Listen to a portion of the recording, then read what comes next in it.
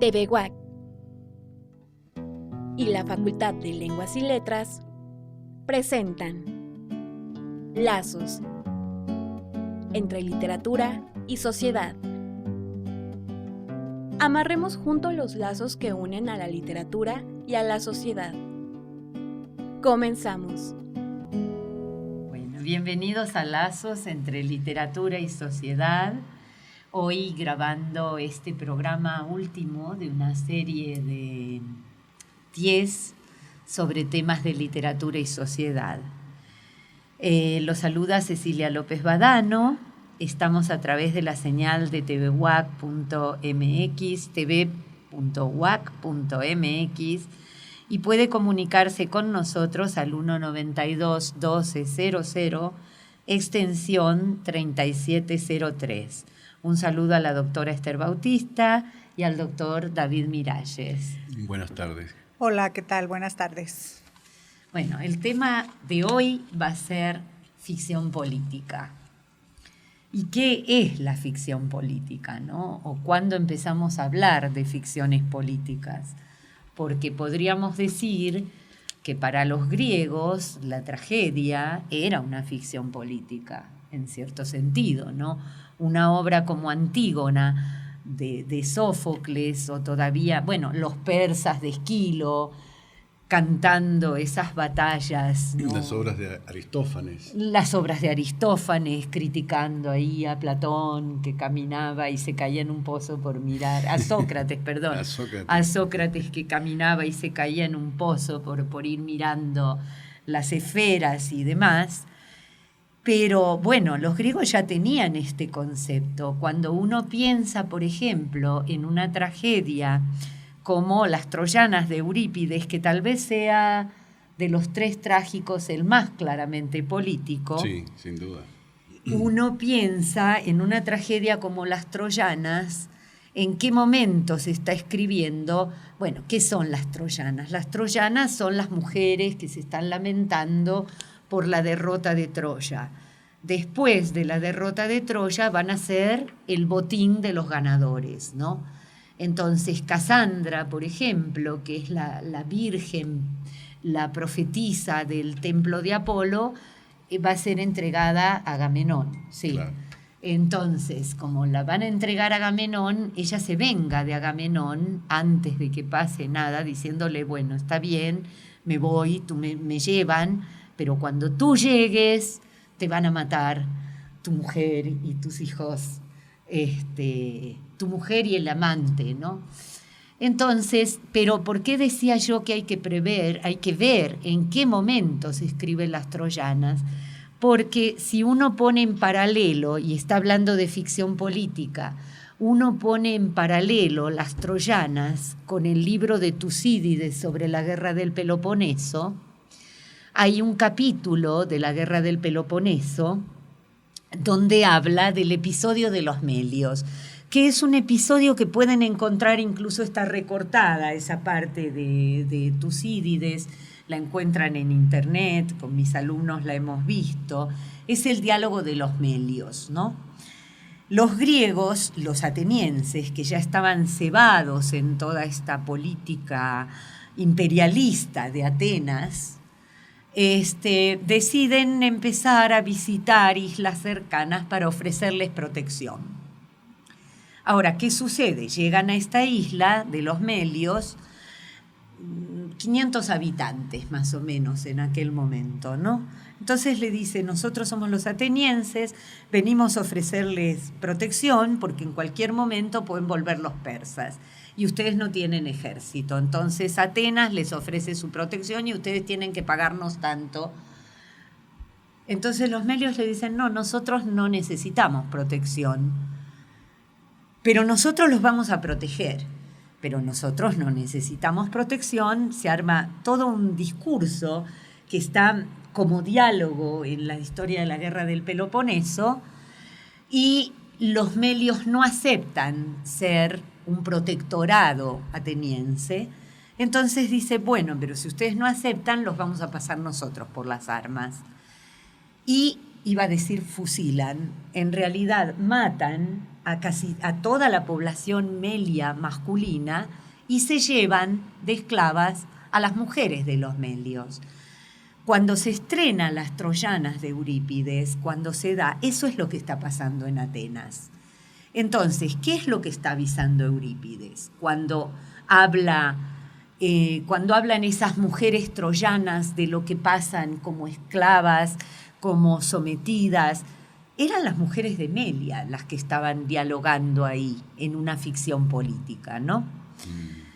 Por supuesto, el concepto de ficción política va cambiando, no era un concepto acuñado en estas temporalidades, pero uno también podría leer como una ficción política Gargantúa y Pantagruel de Rabelais, Claro, ¿no? sí. Donde estos gigantes que se comen todo son la aristocracia y la iglesia, ¿no? Claro. Y también fue leído y censurado como una ficción política. Claro. David, ¿querés agregar algo? Yo creo que aquí a mí siempre me gusta, y ahí me sale mi alma profesoril, ¿verdad? Me Sí. gusta aclarar los conceptos de entrada, ¿no? O sea, ¿qué es lo que vamos a entender por política? Claro. ¿Verdad? Y por qué estamos hablando de ficción también. Entonces, cuando uno piensa en el concepto de qué es lo político, yo siempre recurro a una visión de la estructura que existe en cualquier sociedad humana, aunque hayan dos personas, ¿no? que es una relación de carácter político, en la medida que hay un equilibrio que yo siempre defino como inestable, del claro, poder. Claro. Del poder. Y siempre, por lo tanto, hay negociación. Aquí lo que estás diciendo tú, por ejemplo, en este caso también es una negociación que se intenta hacer, no funciona y finalmente viene el último recurso de la política, Claro. que es la guerra, ¿no? O sea, la O solución. la masacre directamente. Claro, que es el uso de la fuerza, ¿verdad? Entonces la política, en definitiva, es siempre esta negociación que existe entre dos equilibrios, que es siempre inestable, de poderes, ¿verdad? De hecho, en la relación con un amigo o en la relación de pareja siempre hay política en este sentido, porque siempre hay una negociación y siempre uno quiere imponer de algún modo su voluntad pensando que es lo que más le conviene al otro también. Sí. El otro se niega, hay un diálogo, ¿verdad? Y cuando esto se pone demasiado, digamos, complejo, vienen las rupturas, ¿verdad? Los divorcios. Los divorcios, en fin. Entonces, en ese sentido, cualquier relación humana es una relación de carácter político. Pero evidentemente las relaciones, lo que nosotros entendemos por política, se tienen que entender más bien a un nivel macro, en los poderes que determinados ciudadanos, determinados hombres o mujeres ejercen sobre un gran número de personas, los gobiernos, por ejemplo, ¿verdad? Y la relación que tienen con los súbditos cuando se trata del rey, o con los ciudadanos cuando se trata de una república. Entonces, cuando hablamos de ficción política, en realidad estamos refiriendo a determinados, si bien en concreto, a una serie de textos que comienzan a surgir, yo creo, más bien en la modernidad. Claro, ¿no? claro. Donde la ficción, o sea, la narrativa, se aprovecha para hablar incluso metafóricamente y hacer críticas de ciertos sistemas políticos. Claro, Macbeth, por ejemplo, ¿no? Sí, claro. Claro. Pero, digamos, dentro de los precursores de este género, habitualmente se pone, por ejemplo, Los viajes de Gulliver, de Jonathan Swift, ¿verdad? La cabaña del tío Tom, que critica la cuestión de la esclavitud. Más modernamente, Las uvas de la ira, de John Steinbeck, que critica el problema de los inmigrantes en California, ¿verdad? Y también, hay un montón de obras dentro de lo que es la literatura latinoamericana. También uno podría señalar que hay obras así. De hecho, en este sentido, la ficción política a veces se traslapa con, por ejemplo, las obras de ciencia ficción. Porque el otro día hablábamos de la obra, por ejemplo, de ciencia ficción en Chile, Desde Júpiter, esta obra de Francisco Miralles, ¿verdad? Que es una obra de ciencia ficción porque pues, ocurre en Júpiter, pero en el fondo es una crítica, claro. Es una crítica política al gobierno de la época, ¿verdad? En fin, hay muchas obras que calzan dentro de esta cuestión política. También está Cándido de Voltaire, por ejemplo. Claro. También es una obra de este tipo. Entonces, lo que ocurre en estas obras, básicamente, es que hay una especie de sátira. Siempre la cuestión de la sátira acompaña a lo que es la ficción de carácter político. O sea, el ridiculizar un poco y poner en solfa ciertas costumbres, ciertas maneras Poner de en ejercer. solfa, eso es muy sudamericano. Sí, ¿qué significa? Que no, claro, Ajá, sí, porque yo dije, acá no no sé. se dice poner en Ajá. solfa, es como poner en clave de broma, ¿no? Poner en clave cómica. Claro. Pero es Ajá. una expresión muy de Argentina, Uruguay, Ajá. Chile. Claro. En Solfa clave- como una sola palabra. Solfa, sí, solfa. clave de sol. Ah, o sea, es la Supongo clave que de debe música. venir De ahí clave viene. de sol. Ah, ok, porque Claro. dijo, ajá. Sí. Ok, ok. Sí, como versear también. No me tomes en solfa, ¿no? Ujú. O sea, no me tomes en clave de Ajá. broma. Ajá. Claro. Entonces, bueno, esa es una cosa importante cuando uno va a hablar de lo que es la ficción política. Y lo otro también es que básicamente lo que más se ha prestado para esta crítica de carácter político, esta sátira, es la narrativa. Claro. Por eso Claro. hablamos de ficción política. En el caso que tú señalabas, por ejemplo, en la antigüedad griega, estas obras evidentemente eran obras narrativas también, aunque estaban bajo la cuestión de lo que es el género dramático, ¿verdad? Pero lo dramático también comporta un elemento narrativo, siempre se cuenta una historia. Cuenta una historia. Claro, Sí. y entonces en ese sentido, claro que sí. Siempre que hay una actitud crítica o satírica frente a una realidad de carácter que tiene que ver con el poder ejercido por un grupo o por alguien, ¿verdad?, que tiene poder, entonces siempre que ocurre eso, entonces es una cuestión que atañe a lo político, ¿verdad? Claro. ¿Y Pero, cómo? Sí. pero entonces esto de la ficción política, o sea, hay algunas características como más particulares o concretas. No sé, o sea, si tiene que ser escrita en verso o escrita en Bueno, es prosa ficción. o Es ficción. es ficción. Es ficción. Básicamente, Ok, es una sí. sí es una narrativa. De hecho, por ejemplo, estas obras que yo mencioné, como por ejemplo la de Jonathan Swift, Los viajes de Gulliver, se considera un precursor del género de ficción política. Pero hay muchas otras. Por ejemplo, está la novela proletaria, Claro. está la novela social, ¿verdad? Todas esas calzan dentro del esquema de lo que sería la ficción política, siendo ficción, o sea, siendo Sí. novelas básicamente, ¿no? Ese tipo de arquitectura narrativa usan. Aunque Cándido, pues, tal vez pueda ser considerado un cuento largo, Claro. ¿verdad? Pero de todas maneras, digamos, para mí es de algún modo una novelita, ¿no? Una novela. Entonces, básicamente es narrativa, ¿no? Siempre se está contando una historia. En el caso, por ejemplo, de la obra de Jonathan Swift, Los viajes de Gulliver, es una obra que está dividida en 4 capítulos, que corresponde también y que usa la forma de la literatura de viaje, Sí. que se había puesto muy de moda en aquel tiempo, dado a la A cuestión los de los grandes descubrimientos, viajeros. de la expansión de las naciones europeas hacia Asia, hacia la India y hacia América, ¿no? Entonces, se utiliza un poco el registro de los cuadernos de viaje. De hecho, en el caso de esta obra en particular, lo que ocurre es que hay un prólogo en que, en ese prólogo aparece un tal Lamuel, creo que se llama, Gulliver, que en el prólogo él cuenta quién es, ¿no? Es un personaje ficticio, pero él hace como un prólogo, como que no fuera un libro de verdad. Dice, cuenta su vida, que primero fue médico y que debido a las estrecheces económicas decide transformarse en capitán de barco. Y entonces luego lo que hace es contar sus viajes, lo que le ocurrió en esos viajes. En el primer caso es cuando pues, el barco en que él iba, el Antílope, naufraga frente a las costas de la actual Tasmania, ¿verdad? Y se salva nadando, llega a la playa y allí se queda inconsciente hasta que lo despiertan unos hombrecitos que medían 12 centímetros, ¿verdad?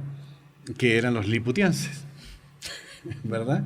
Y entonces, bueno, como es algo gigante para ellos, Claro, ¿verdad? claro. Ven inmediatamente la forma de aprovecharlo, ¿no? Entonces se transforma en el favorito de la reina, ¿verdad? Y aquí ocurre un hecho que es el que desencadena toda su desgracia en Lilliput, que estos liliputienses tenían siempre una disputa, una guerra permanente con otros isleños que también eran chiquititos, de 2 centímetros también. Y entonces, cuando llega Gulliver, dice, vamos a aprovechar a Gulliver Claro. para que Para hunda que la sea. flota enemiga. Y eso es lo que hace Gulliver, le da un manotazo en el agua a los barquitos de los otros pobres Y entonces acaba con la marina no me acuerdo cómo se llamaban los otros habitantes de la otra isla. Entonces lo condecoran, ¿verdad? Lo hacen un héroe, pero en algún momento le exigen que Gulliver convierta en esclavos a los habitantes de esa isla enemiga. Y Gulliver se niega. No se niega a ejercer ese poder que él tiene para convertirlo en esclavo, y eso disgusta al rey de Lilliput, ¿verdad? Y entonces lo empiezan a hostilizar, qué sé yo, hasta que finalmente lo desacreditan porque lo encuentran, lo encuentran meando, ¿verdad? En un incendio, y lo acusan de que traiciona a la patria. Ajá. A pesar de que él lo que estaba haciendo estaba salvando a mucha gente de un incendio. Claro. Haciendo pis, ¿no? Y entonces ahí cae en descrédito finalmente y se tiene que ir, ¿verdad? Y luego llega a lo contrario. En otro barco, en otro viaje, ¿verdad? Llega a un país de gigantes, ¿no? Uh-huh. que en realidad miden 12 metros, ¿verdad? Están digamos, las proporciones al revés de lo que eran los... Exactamente. ¿no? Y ahí también sufre por ser enano, ¿verdad? En este caso sufre... O sea, toda una muestra de relativismo cultural. Pero además lo interesante es cómo él describe estos reinos y las manías que tenían los reyes, ¿verdad? Uh-huh. Lo arbitrarios que eran, ¿verdad? Y la naturaleza humana. Sí. Sobre todo la naturaleza humana empoderada. Sí. Cómo funciona. Entonces, en ese sentido, es claramente una obra de ficción política. Sí, ¿verdad? Estaba pensando ahora al oírte, o sea, que si señalamos que es un texto que justamente también está en esta imagen de la literatura de viajes, ¿no? Uh-huh. En esta concepción, en esta idea que justamente es la época de los grandes exploradores. Claro. Y que entonces partiríamos también, no sé, estaba pensando en esta idea de la imagología, ¿no? Uh-huh. Y la creación, o sea, justamente de los estereotipos culturales, claro. Las imágenes del otro, uh-huh. Y cómo entonces, a partir de la mirada, en este caso, sí, en estos los grandes viajeros, la mirada, podríamos decir, colonizadora, o la mirada que ahora hablaríamos eurocéntrica, uh-huh. hacia, pues, los... territorios que en esa época pues sí eran territorios conquistados, ¿no? África, América e India, ¿no? India, claro. Y que claro, podríamos hacer esas lecturas de justamente, por ejemplo, de las cuestiones de la identidad y la alteridad, ¿no? Sí. O sea, bueno, ¿quién soy en este país donde soy un gigante, ¿no? Uh-huh. Y quiénes son los otros, ¿no? Claro. Que son... Sí. Y al contrario, y estaba pensando, o sea, también me hiciste pensar y... por ejemplo, y otra vez vuelvo, que siempre hablo de Cristina Rivera Garza, pero tiene un personaje que es una mujer pequeña, ¿no? La increíblemente pequeña. Porque, por ejemplo, en la narrativa de Cristina Rivera Garza, habla en alguno de sus textos sobre los héroes y los superhéroes y los poderes que tienen los héroes masculinos. Y que claro, dice, y las mujeres heroínas, ¿no? Dice, pues solamente que dice, son invisibles, ¿no? Ese es su poder. Claro. Dice, entonces, dice, o sea, nos vemos menos, ¿no? Y nuestro poder es que no nos vean, etcétera, claro. etcétera. Calladita, más bonita. Y entonces, ¿cómo es Pero que...? Pero también es un poder terrible. Pero también es un poder terrible, sí. Sí, ¿no? La invisibilidad. Y entonces estaba pensando en cómo esta increíblemente pequeña, que con ella crea, o sea, aparece en varios de los textos, como es una referencia y una, vamos a decir, manera clásica de trabajar que tiene Cristina Rivera Garza al momento de escribir, pero entonces crea una fotonovela, ¿no? Uh-huh. Y entonces crea una fotonovela donde justamente las increíblemente pequeñas vuelven o van a hacer esta representación, y tiene esta fotonovela en homenaje a las mujeres desaparecidas en Juárez, ¿no? O sea, nuevamente volvemos con Cristina Rivera Garza estaba pensando entonces cómo podríamos, o sea, nosotros interpretar en este caso, en los viajes de Gulliver, uh-huh. la cuestión de la identidad y la alteridad a partir de justamente la diferencia en el tamaño, ¿no? Claro. O sea, y cómo después, y cómo podríamos entonces analizar esa increíblemente pequeña, por ejemplo, ya en la obra de Cristina Rivera Garza, y cómo la utiliza, la emplea para justamente hablar de problemáticas sociales, político-culturales Claro. que tenemos en México actualmente, ¿no? Que es la violencia hacia las mujeres. Bueno, y en este caso, bueno, con Cristina Rivera Garza no solamente es hacia las mujeres, sino Social, hacia en social, general, exactamente. Sí. Claro. Y yo estaba pensando, a raíz de tu pregunta, que bueno, ¿quién define qué es una ficción política? Porque textos que uno no ha leído probablemente como ficción política, estaba pensando en Reunión, el cuento de Cortázar sobre el Che Guevara. Sí. Llega la dictadura y bueno, Cortázar es perseguido, se prohíbe, si encontraban a uno con un libro de Cortázar podía terminar en un campo de concentración, etcétera, etcétera. Y a la vez hubo una cosa muy interesante en el tiempo de la dictadura en Argentina, porque había un judío muy inteligente que era Kive Steiff, que lo nombran director del Centro Cultural del Teatro General San Martín, que siempre había puesto obras polémicas, ¿no? Entonces, los militares eran muy ignorantes en su mayoría, ¿no?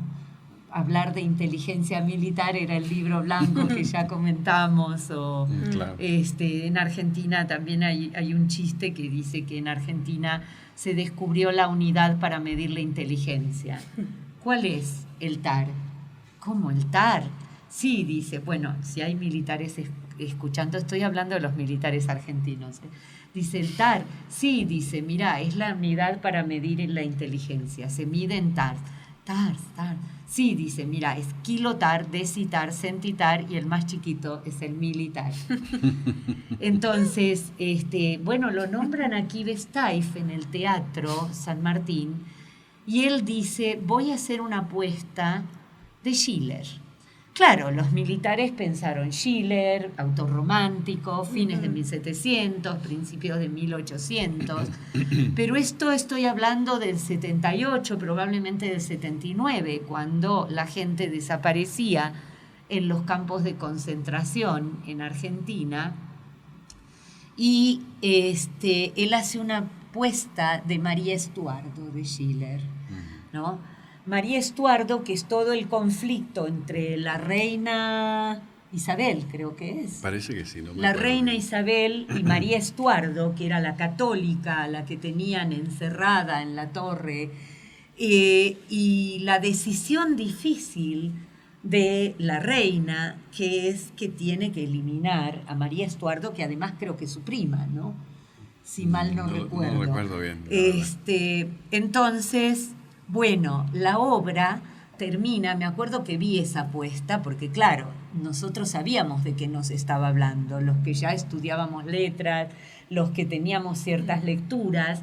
La obra termina cuando decapitan a María Estuardo. Por supuesto no se ve la decapitación en escena, obviamente, sino que queda un tronco teñido con luz roja y empieza a hablar de la soledad de los poderes asesinos, ¿no? Claro, todos sabíamos de qué estaban hablando, pero para los militares eso no fue en absoluto problemático porque era una obra de Schiller. Entonces, ¿qué es? ¿Desde dónde se lee la ficción política? La ficción política también se lee desde un conocimiento. Por eso nos es tan difícil entender el humor político de ciertos países cuando no estamos embebidos en esa cultura, ¿no? Uno no interpreta el chiste político. Yo me acuerdo cuando daban en Argentina el show de Benny Hill, ¿no? Que era un show muy bueno, cómico, pero claro, uno entendía las ficciones con los soldados romanos, con una serie de cosas, pero no captaba el chiste político sobre Thatcher, por ejemplo, ¿no? Claro. En Argentina eso era prácticamente imposible. Entonces, ¿quién lee la ficción política? ¿Desde dónde se lee? ¿Y qué es lo que considera político es lo que considera político el poder central. Entonces, bueno, uno ve, todos nos quedábamos en silencio ahí en el Teatro San Martín con esta representación de Schiller, porque uno decía, ¿es lo que realmente estoy oyendo? Qué raro que no pasó por la censura. Cuando cortaban, por ejemplo, las películas de Visconti, en aquel tiempo se dio, Grupo de Familia creo que se dio entera o en parte, salvo la parte de la orgía, pero toda la película que está basada en los Buddenbrook de Thomas Mann, Claro. pero era otra película, uno no podía reconocer los problemas del nazismo ahí en este tipo de representación que habían dejado recortada, ¿no? Entonces, bueno, vamos a una pausa y seguimos con el tema. Lazos entre la literatura y la sociedad. Una producción de TV UAC y la Facultad de Lenguas y Letras. Continuamos. Bueno, vamos a seguir entonces hablando de esto de ficción política y censura. David tiene cosas para agregar Sí, de nuestros casos sudamericanos, ¿no? Claro, como hemos sufrido en ambos países, tanto en Chile como en Argentina, dictaduras militares, ¿verdad? Y este fenómeno tan extraño que es el fenómeno de la censura, ¿no? De la censura a todo nivel. En el caso de Chile, la censura que ejercía el régimen de Pinochet también era una censura que iba desde, por ejemplo, todos los diarios que se publicaban tenían que pasar por la censura. Sí. ¿Verdad? Cada día, o sea, digamos cada noche, porque los diarios aparecían como a las 5 de la mañana, pero antes de imprimirse había alguien, gente del gobierno, militares probablemente trabajando en la censura. Se daban a veces casos tan absurdos como, por ejemplo, una revista que era muy crítica del gobierno que se llamaba APSI, que algunas veces apareció, solamente se pudieron publicar los avisos comerciales de la revista. Y las páginas donde iban los artículos todos en blanco. Yo me acuerdo que en aquel tiempo, cuando pasó una cosa así con la revista APSI, yo compré la revista y luego me enteré que la mayor parte de la gente la había comprado. Y la compré como para que alguna vez en el futuro me creyeran de que esas cosas pasaban. O sea, lo único que había en la revista era la publicidad. ¿Y la Todos tienes? los artículos que revista. venían estaban eliminados. ¿La tenés todavía o la perdiste ya? No sé si la tendré por ahí. en alguna parte, en alguna caja en Chile, ¿no? Porque Acá no la tengo valdría con seguridad. mucho dinero. Sí, no sé, en alguna casa de mi hijo tal vez esté por ahí algún ejemplar. Pero bueno, así funcionaba la censura, ¿verdad? El primer poeta que logró publicar un libro durante la dictadura fue un amigo mío, Jorge Torres, ya fallecido, ¿verdad? Y que publicó un libro que se llamaba Recurso de Amparo. Y pasó la censura porque los censores miraron el título y dijeron, este es un libro jurídico, ¿verdad? Claro, y entonces claro. pues, se publicó el libro. Luego tenía el permiso, el sello, y pues se pudo imprimir, porque los imprenteros ninguno se arriesgaba, bajo pena de cárcel, a publicar algo que no tuviera un sello, que lo admitían, ¿verdad? Entonces, Recurso de Amparo es el primer libro de poesía que se publica en Chile bajo la dictadura, de Jorge Torres. Mira. Pero se publicó por un error del censor. Claro, como cuando fueron a la universidad y destruyeron libros como la cuba electrolítica porque no sabían que era electrolítico, pero era una cuba. Claro. No, pero eso es cierto, Esther. Bueno, No, en claro. Chile, a propósito de La Cuba, Sagrada Familia. claro, a propósito de Cuba, también en Chile se prohibió un agua de cloro que vendían para hacer el aseo que se llamaba agua de Cuba. Claro. Le cambiaron el nombre. Que uno se podía llamar agua de Cuba, ¿no? Claro.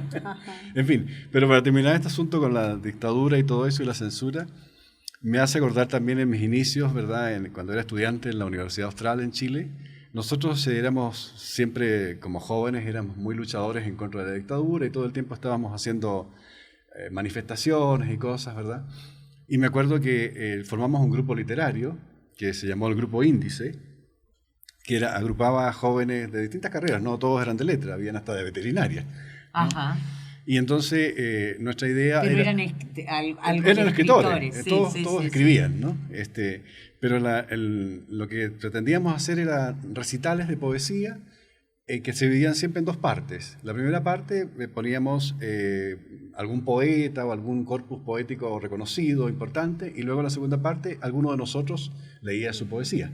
Ajá. Esa era la estructura que tenía.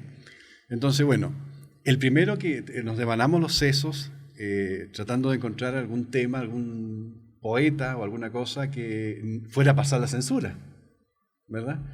Y entonces el primer recital que hicimos, me acuerdo como si fuera el día de hoy, fue de los salmos de la Biblia.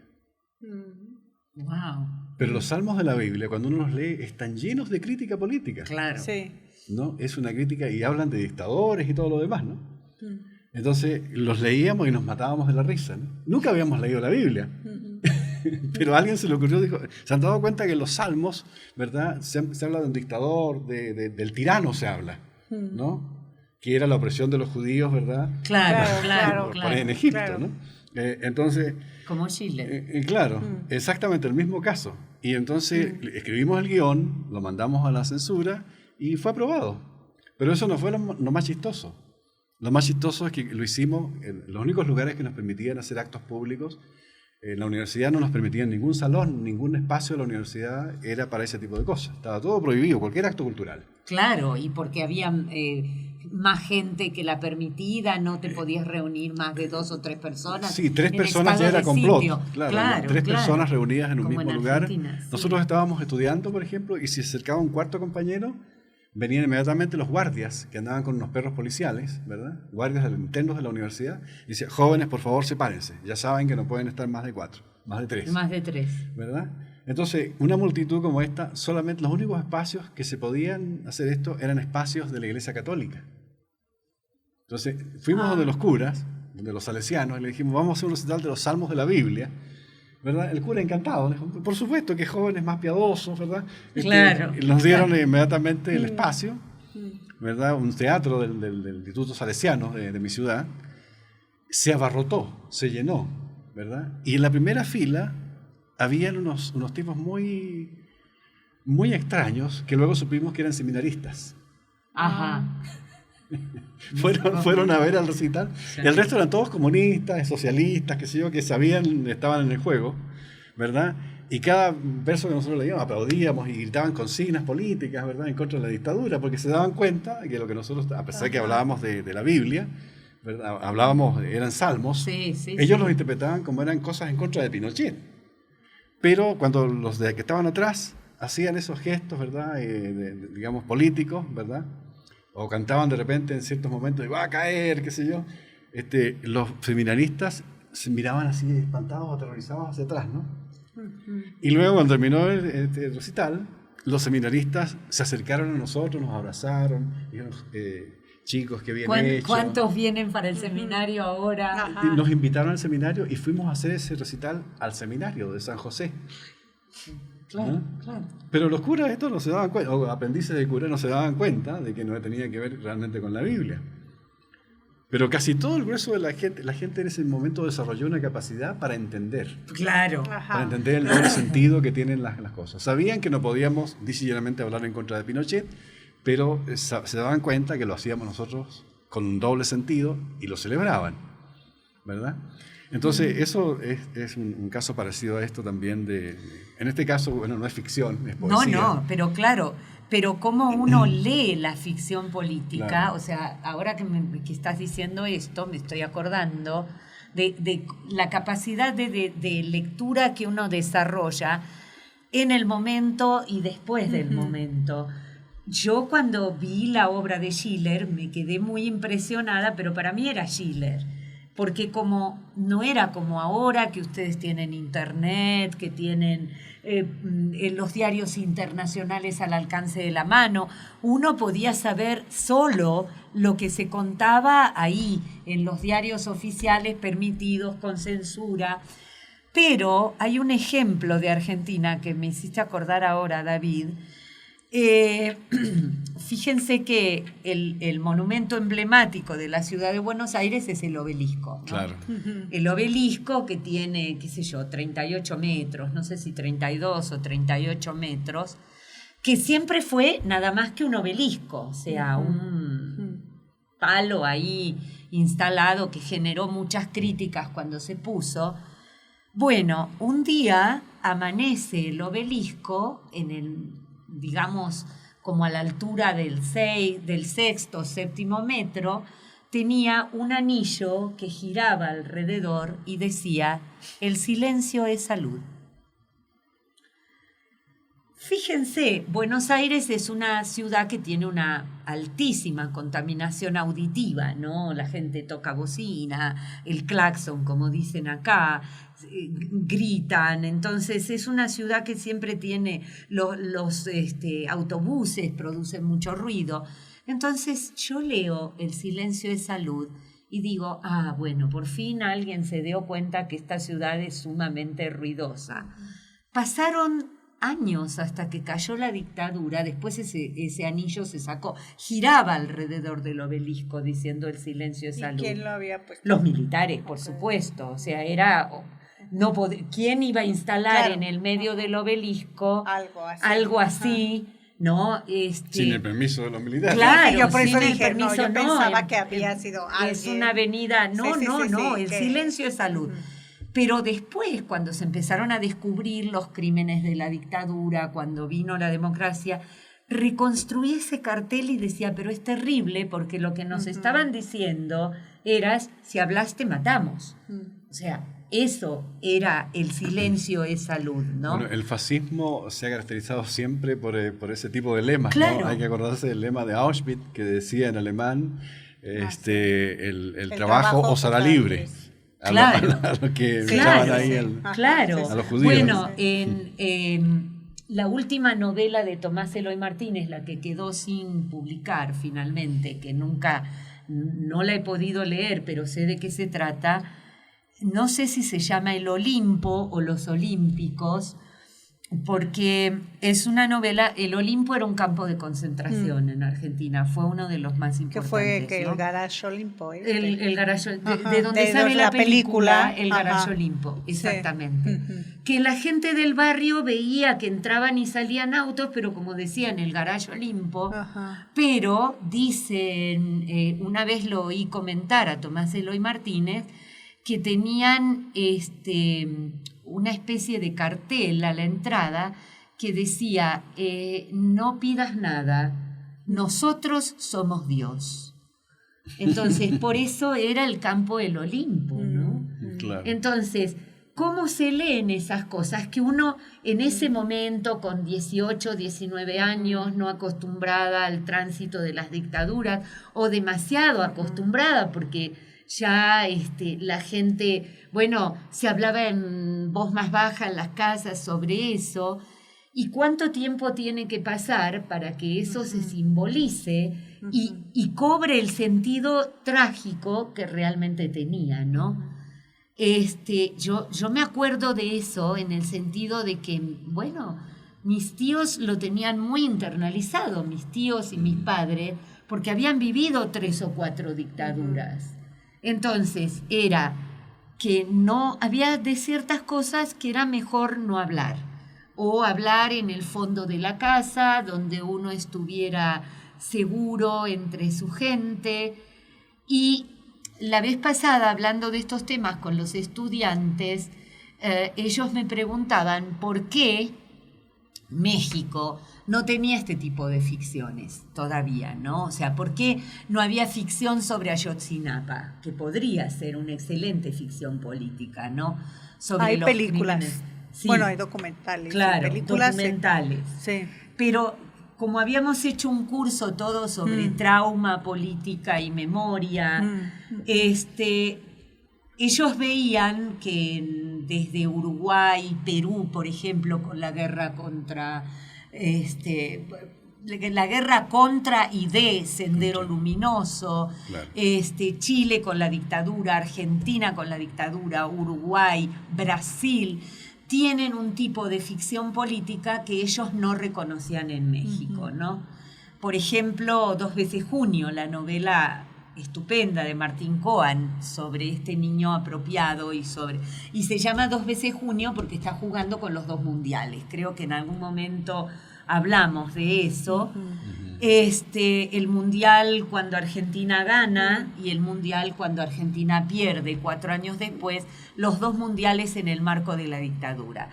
Entonces los veía a los chicos como bastante decepcionados porque ellos decían, no, entonces en México no hay ficción política, no hay ficción tal vez de trauma. Ahora del 68, ¿no? O sea, y de eso Claro, ahora se está... Pero esto es lo que yo les hice ver, porque les digo, a ver, piensen ustedes cuándo fue la dictadura en Argentina y el Chile. Estamos hablando una dictadura que arranca en el 73, otra que arranca en el 76, la dictadura argentina que termina en el 82 y la chilena que termina en el 89, 90. 90. Sí. Entonces, ¿cuántos años han pasado para poder simbolizar el trauma en forma de una ficción política, ¿no? ¿Cuánto tiempo de observación pasa? Acá no la tienen con Ayotzinapa, obviamente, pero sí la tienen con el 68. Yo estaba pensando en con la masacre de Tlatelolco. el amanecer... Rojo Amanecer. Rojo Amanecer. Ajá, sí, Claro. en la película. Sí. Sí, yo estaba pensando, sí, justamente en... Y Poniatowska también ha escrito Y sobre Poniatowska Claro, también. claro. Sí. Y que ahora justamente están, pues, con un proyecto en Ciudad de México, no recuerdo la institución, pero nada más vi la noticia ahí circulando, que porque están buscando como jóvenes que sean estudiantes de historia, de ciencias políticas, como de las áreas de humanidades, porque van a armar y a digitalizar muchos documentos del 68, ¿no? Que es como uno de los proyectos, pues, Claro. primeros que se estaría haciendo sobre justamente este trauma, ¿no? Claro. Porque sí, hay algunos textos fílmicos, hay algunos textos literarios, ¿no? O sea, La última noche ¿no? Tendríamos que pensar, pero que en esta recuperación, vamos a decir, o si podemos decir, una recuperación de una memoria histórica, Claro. porque claro, hasta saber o pensar, ¿no? O sea, que los archivos del 68 iban a abrirse, ¿no? Porque habían pasado ya los años señalados por el gobierno. Claro. Y luego se cambió la política, ¿no? Y el caso que no se podrán abrir los archivos del 68. Pero entonces están tratando de crear como una digitalización de varios documentos, ¿no? Que Claro, tenga... porque se van a cumplir los 50 Sí, años exactamente, este año. ¿no? Sí. Y entonces están en ese como proceso, ¿no? Y está ahora, porque claro, el próximo año pues estaríamos, ¿no? En esta 50 años, ¿no? Ajá. Posterior. Claro.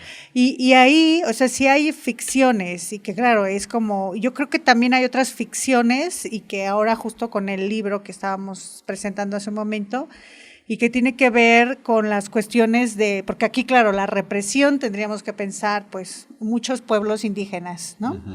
Y las políticas gubernamentales durante mucho tiempo era que no podían hablar la lengua, ¿no? Su lengua, que Claro. esto lo podríamos pensar también en la represión en la época de Franco, ¿no? En Claro, donde también el claro. idioma oficial era el español y también todas En las... la Italia de Mussolini. Sí, en la Italia una de película Mussolini, como exactamente. Padre Padrone, Exactamente. sobre creo que es la biografía de Gada, el lingüista, el que se hace lingüista después de salir de esta isla pobre que era, ¿cómo se llama la isla? Elba es la que está al norte y es de Francia, Córcega. Córcega, sí, Córcega. sí. Cerdeña. Sí. Sí, entonces estaba como pensando en justamente, o sea, en que sí, una de nuestras ficciones iría hacia este movimiento del 68, pero ahora se está escribiendo también, bueno, poesía era lo que estaba revisando, ¿no? Como poetas del sur de México, donde están justamente, sí, hablando, por ejemplo, de la presencia de los militares en sus comunidades y las represiones que están sufriendo, ¿no? Entonces, creo que empieza, ¿no? O sea, porque claro, o sea, empieza y también hacia... hay que acordarse de la o sea, novela tendríamos de la que pensar, Revolución, ¿no? Claro, Sí, la novela de la revolución, sí, que eso también. de algún modo es ficción política también. Sí, tendríamos que pensar, claro, o sea, por ejemplo, en los de abajo y en o sea, bueno, el personaje Demetrio Macías, y que luego tendríamos que pensar, Carlos hay uno Fuentes, de los... la muerte de Artemio de muerte Cruz. de Artemio claro. Cruz, Sí, y también hay ahí tendríamos ficción que política pensar ahí en en- esa ficción política, sí, de la revolución, ¿no? Claro, sí. Pero que... Hay un ciclo de novelas de la revolución. Sí, hay un ciclo y que también en ese ciclo, o sea, que justamente sí, o sea, pero también el punto es cómo leemos, ¿no? Claro. Sí, Claro, las distintas versiones que hay de la revolución. sí, de la revolución, ¿no? Sí. O sea, cómo leemos los de abajo, o sea, que cómo leemos, o sea, tendríamos que pensar cartucho, ¿no? Ujú.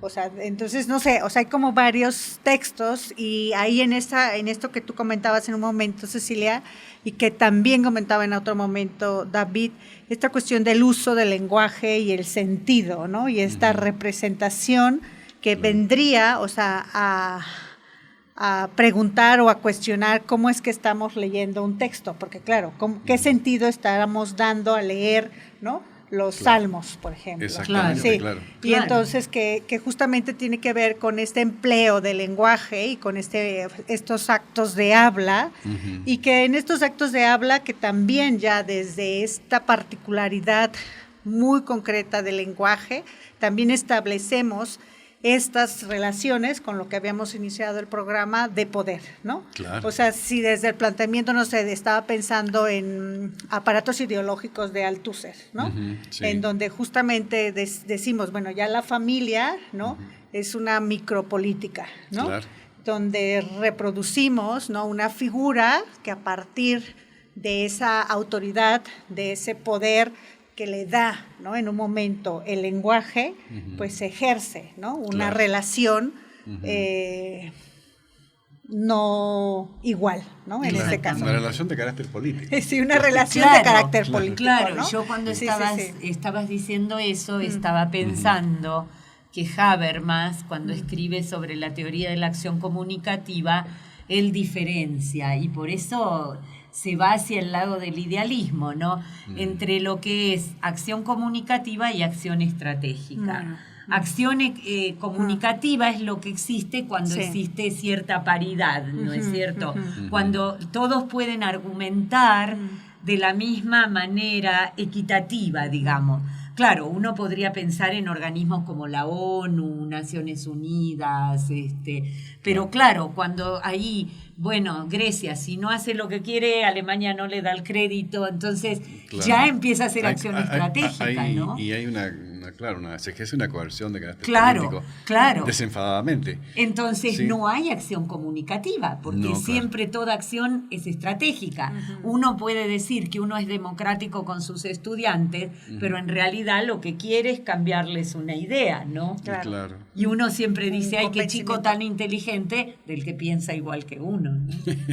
Mira, fíjate que a propósito de lo que estamos diciendo con respecto al lenguaje, hay que decir una cosa con respecto a la ficción política que se nos está yendo y que hay que remarcar, que el lenguaje a menudo de la ficción política es un lenguaje también simbólico. Claro, O claro. sea, es un claro. lenguaje que nos dice directamente las cosas porque evidentemente en un orden político decir las cosas así lisa y llanamente cuesta muy caro. Puede costar la vida. La vida, Claro. claro. Puede Claro. costar, ¿verdad?, el entrañamiento, ¿verdad?, el exilio, ¿verdad?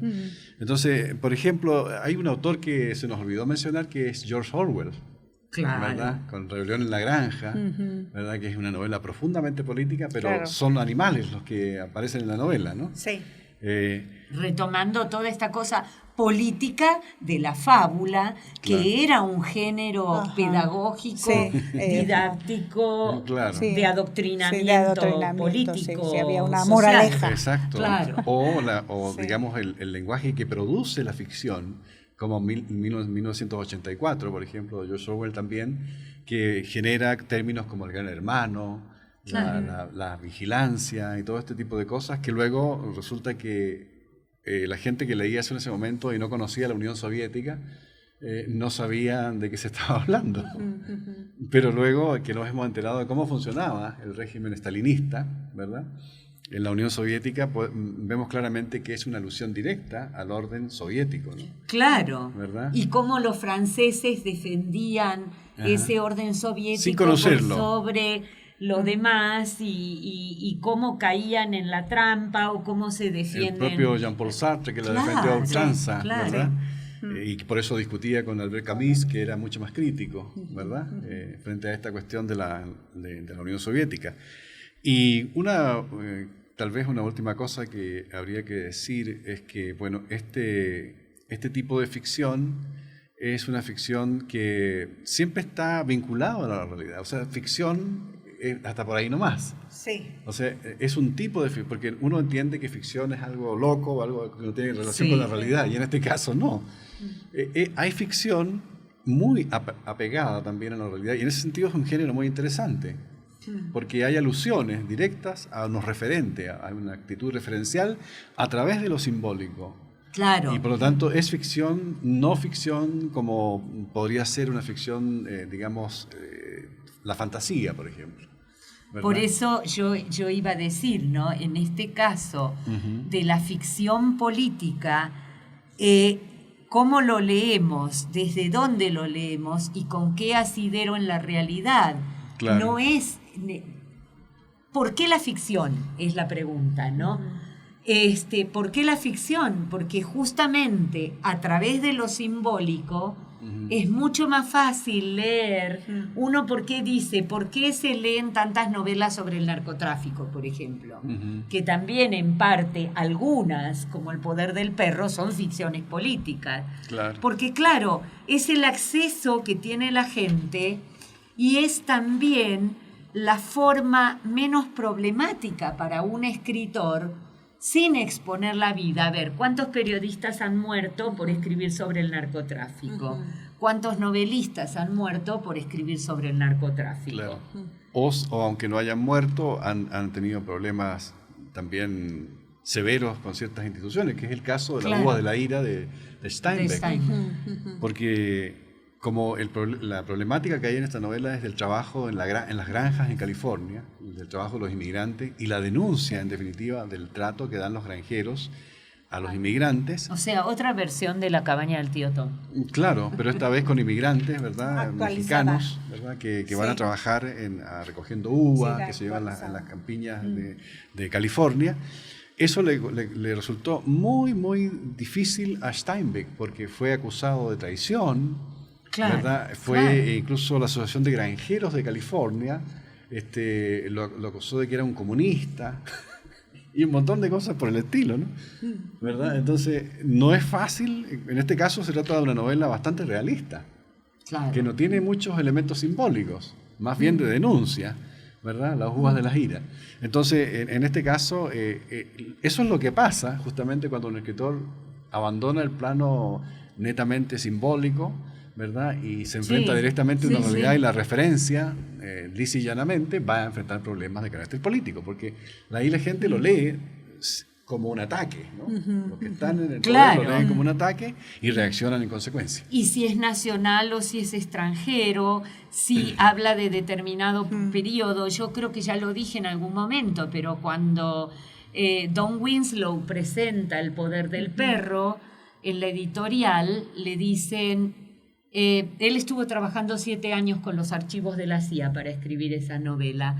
Y que viene desde los 80, desde los 70 hasta los 90. Le dice, si el 20% de esto es real, es preocupante.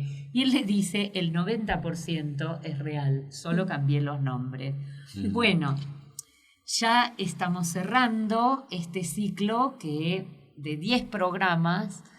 Les sugerimos que si les ha gustado, que nos sugieran temas para ver si seguimos o si dejamos acá. Entonces, por ahora los vamos a saludar. Siempre quedan muchas cosas por decir. Los temas son mucho más amplios de lo que podemos discutir acá. Podemos darles nuestros correos. Nos pueden buscar en el correo académico de la universidad para no estar escribiendo arrobas y todo, a la doctora Esther, al doctor David, a mí, Cecilia López Badano. Estamos ahí en la página web de nuestra Facultad de Lenguas y Letras. Ahí están nuestros correos. Si les ha gustado, nos escriben a ver si continuamos o dejamos aquí. Muchas gracias, buenas tardes y esperamos sus comentarios.